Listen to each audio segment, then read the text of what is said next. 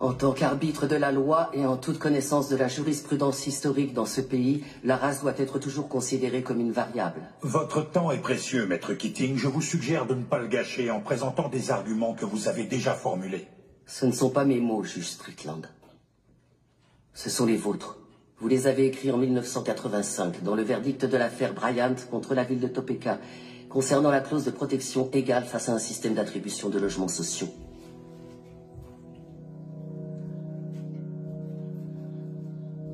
Le racisme fait partie de l'ADN des États-Unis d'Amérique. Et tant que nous fermerons les yeux sur la douleur de ceux qui souffrent de son oppression, nous ne pourrons jamais échapper à ses origines. Le seul garde-fou dont peuvent bénéficier les personnes de couleur, c'est le droit de se défendre, et nous ne leur accordons même pas. Ce qui veut dire que la promesse de l'égalité des droits n'a jamais été remplie.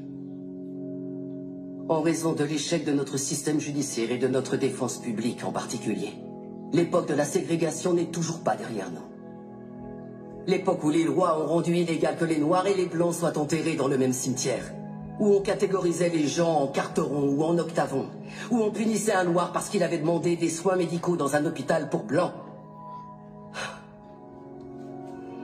Certains prétendent que l'esclavage est révolu.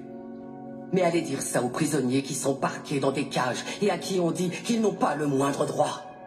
Des personnes comme mon client Nathaniel Leahy et des millions d'autres personnes comme lui qui sont enfermées dans nos prisons et reléguées à une existence indigne d'un être humain.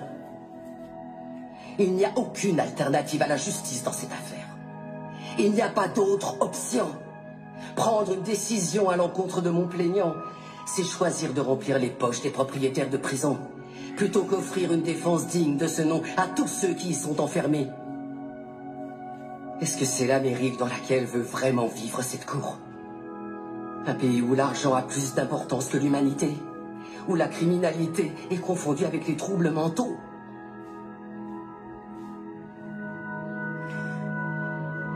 Le 6e amendement a été ratifié en 1791. C'était maintenant il y a 226 ans. Je pense qu'il est donc temps de réellement garantir ces droits à tous nos citoyens.